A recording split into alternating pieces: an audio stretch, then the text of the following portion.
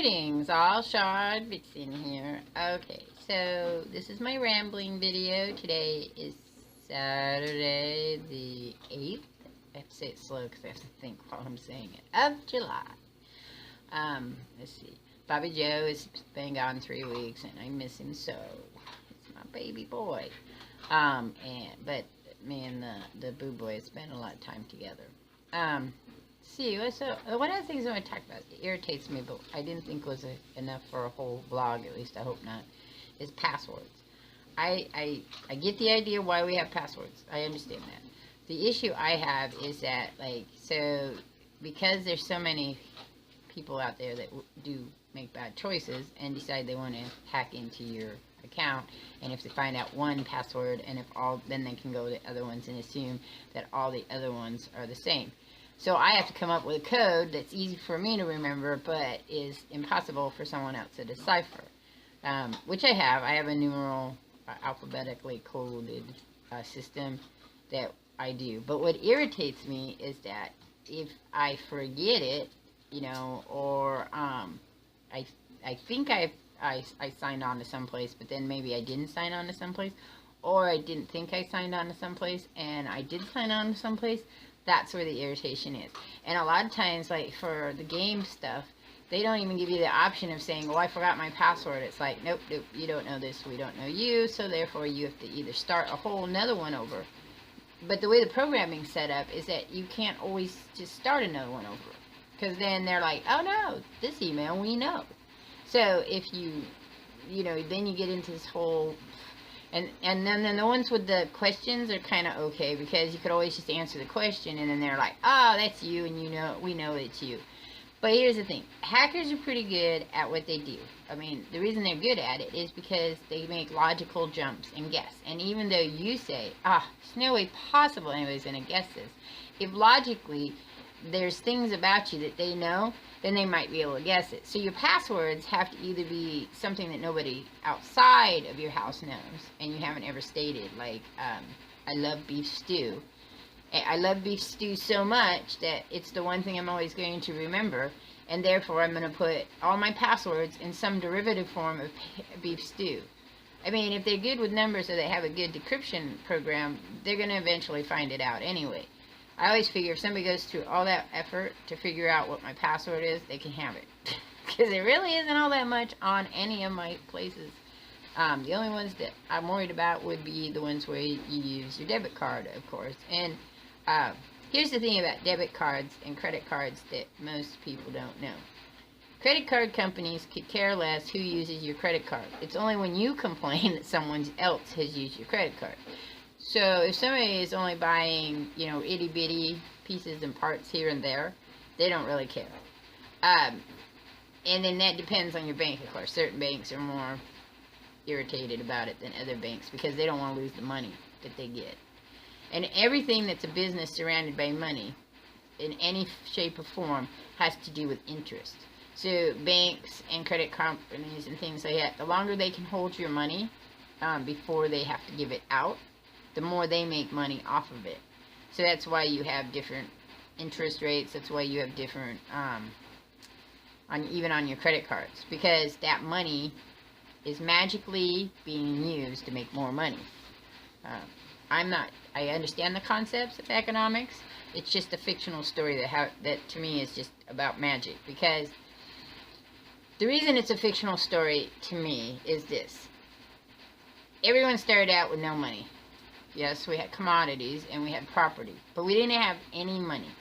And then one person or a group of people decided that the commodities or the properties you owned was worth this much in paper money or coins or gold or whatever. And so, and gold was a commodity that everyone decided everyone had to have, because the reason they started out with gold was it was considered to be rare. Though they were always looking for it, so it couldn't be that rare because everybody had some. But anyway, so that's what starts it. We have gold, other countries have gold, and you base the wealth of the nation on how much gold they have. And then that gold is translated into paper money and or credit.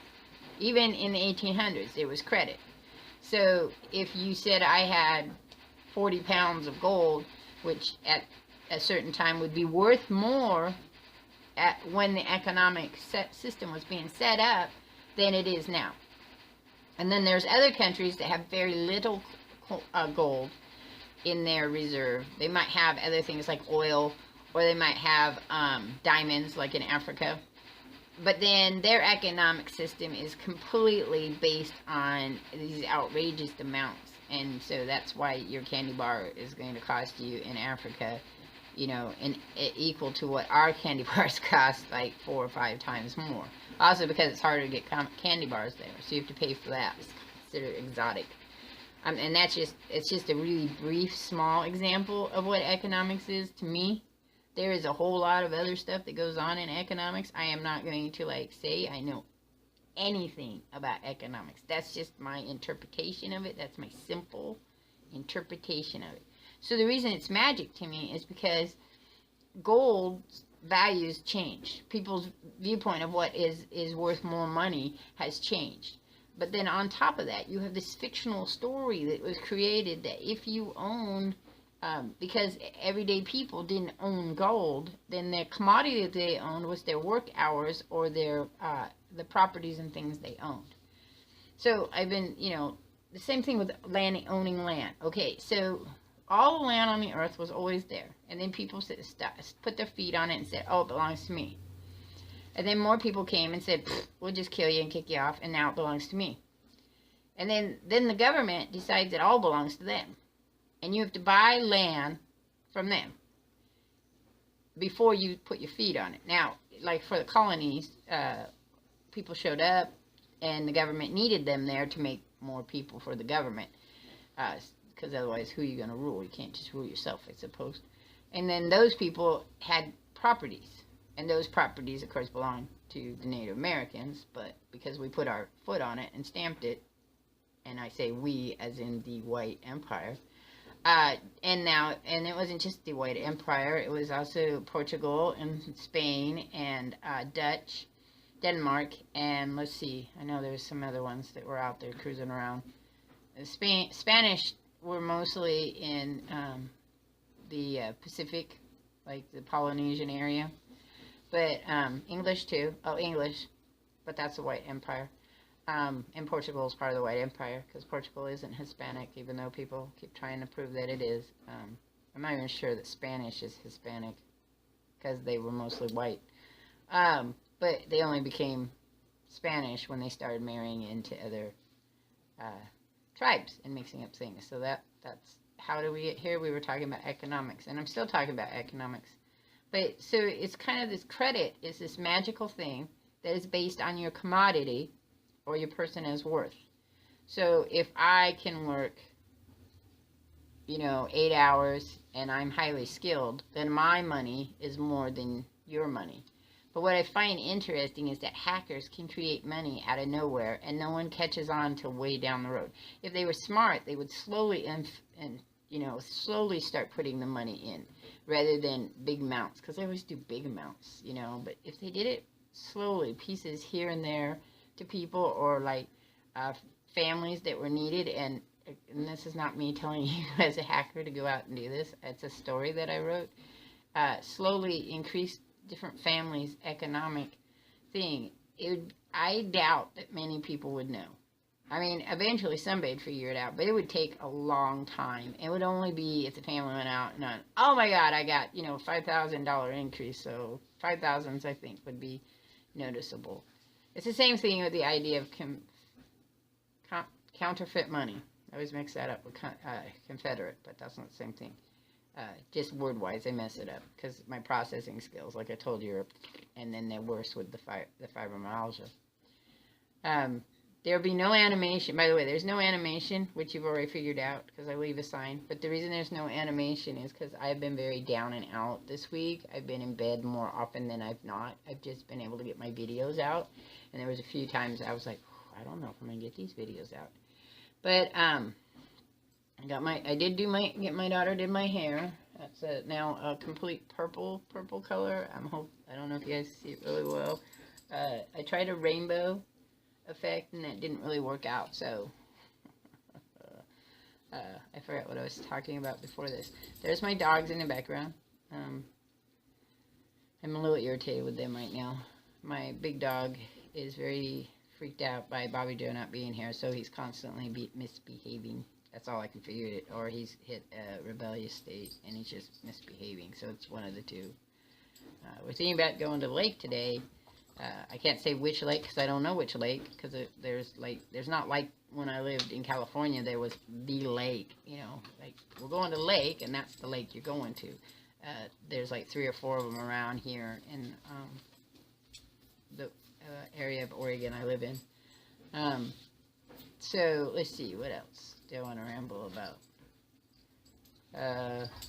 Well, anyway, so the economic part about there was that fog. See, it just showed up and everything goes down the drain. I mean, maybe that's one of the things I talk about. I'm really, really upset about this fibromyalgia fog. I can't talk. And part of the things I can't do is I don't talk. I didn't talk very well to begin with. I really had problems with really, really big words. And now I'm having even more difficulty with words, even simple words, getting them out. Like there's a stutter that goes to that. I get where there used to be this joke about how it felt to be pregnant. Okay, and this fibromyalgia fog is a lot like it because there's a cognitive processing problem that occurs with the disorder. It also occurs with some people in mental health, so it's like a double whammy for me. I didn't have too much cognitive processing disorder from my mental health. So from the mental health part, it's usually social that I have issues with. Because if you just tell me how I'm supposed to act socially with people, I do really well. If we have parameters about our relationship that are out front, then I do okay. But if we have no parameters, then I usually end up stepping on somebody's toes and they get pissed off with me. And that's just how it works. That's just the way life is. So I'm socially awkward, even though I understand how the social communication works. Okay, that's my mental health cognitive processing problems. Then I have, from the ADD, I have a processing disorder that goes in speech. Words, like I don't understand the English language. I know what the words look like, I know what they mean, but I can't really speak them real well. And I have to listen to my internal spelling voice, and I can't spell. I can't spell. And it's very obvious that I can't spell. Even with the autocorrect, I can't spell because I spell so bad the autocorrect can't figure out what I'm spelling. But with the fibromyalgia fog, it's kind of like being pregnant in an aspect of this, is that the joke was, and I can't remember the comedian, but she was pregnant, was talking about being, how it goes is everything's really, you're really up to date, you got your list, you light it all up, you go to the grocery store, you are picking out your stuff, and then all of a sudden, in the middle of the grocery store, you stop because you're confused as to why you're getting mayonnaise. And your brain's working on that, and you look down to get your list, and you realize that you don't have your purse. You brought the sewing basket instead. And that's kind of how that works. But for me, the fog has added to that ability to speak and think. And so I get really, really slow, which if people would tell you, if you talk to people who knew me personally, I very rarely talk really slow. It's really very fast. And I actually can listen to some of the other vlogs that I have, and I move very quickly when I talk. Unless I'm talking to somebody that needs me to slow down, then I talk really a little more slower speed. But I still can get my words out very regularly, and everything is. But with the fog, what happens is someone will ask me a question or want to say something, and then I will be like, and then I get stuck there. And then when I finally get to wherever it was, if I remember what the person asked or what I was supposed to be doing, most of the time I forget somewhere between here and there, and then I'm completely lost and disoriented. Then I got to start over, and then again that kind of makes that thing. So I have to say, okay, I'm sorry, I lost that train of thought. Can we start it over and realize, and kind of talk to me while we're doing it. What happens when you're like that, though, is people are like, oh, I'm sorry. But they start talking to you like you're 5. I'm not 5. I understand. And I have nothing wrong with you simplifying things. But if you're condescending to me, that panics me and it makes the fog worse. So you just got to keep talking and understand that maybe you got to stop at a few words, or you got to say to me, hey, we were talking about this. Oh, okay, and then I can go. But most people don't do that. People aren't very understanding. I mean, they are very compassionate, but the compassionate can be very condescending and suffocating, because they don't give you the freedom to communicate or to work with what's going on. I've always tried to not do that, because I've worked with people who had the problem I have their whole life. I haven't had it my whole life. I mean, I've had processing problems my whole life, but nobody was ever compassionate about my processing. Until, except my teachers, when I would explain to them that they just can't process the word fast enough. And then they would be like, oh, no problem. And because my IQ is so high, people were like, you're just lazy. All right, that's it. It was a long one. My rambling videos, I start out with the idea they're going to be shorter, but they never are. So, all right, I'll catch you all on the flip side, and I'm out of here. Peace.